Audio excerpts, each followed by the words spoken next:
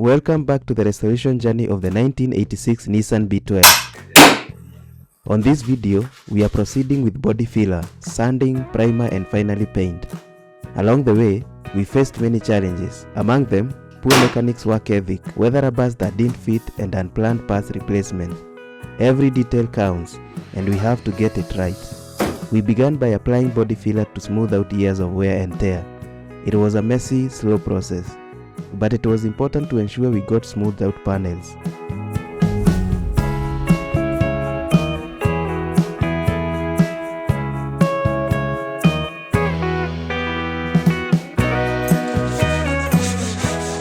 Part of this process also included applying body primer and wet sanding the surfaces.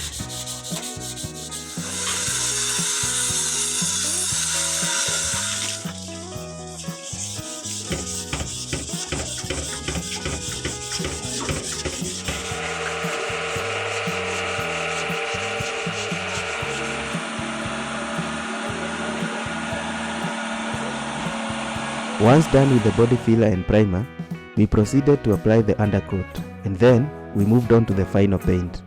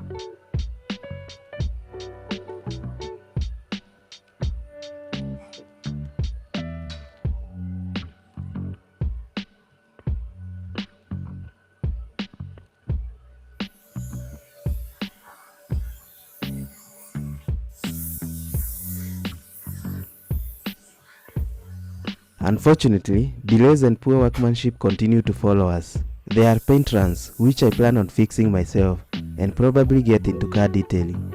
So if I do it successfully, please send polishing and buffing work my way.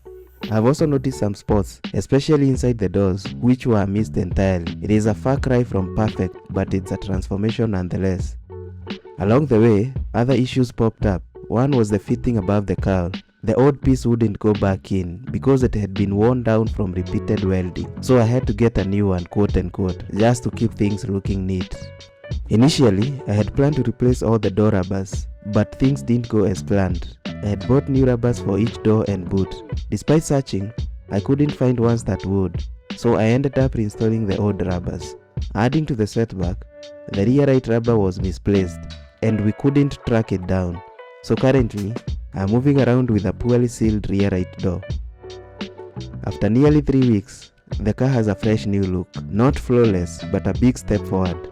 Despite the imperfections, I'm glad to see the Nissan B12 transformed, even if the journey was anything but smooth. One major problem still persists, the leak around the heater core vent. We had welded around it hoping to stop rainwater from leaking into the footwells, but the problem is still there. I suspect that not enough sealant was applied on the weld, or there is a hidden spot that we missed. Restoring this car has been a lesson in persistence. I've had to handle issues with mechanics, parts that didn't fit. It has been a struggle. But even with the setbacks, seeing this car take shape reminds me of why I started.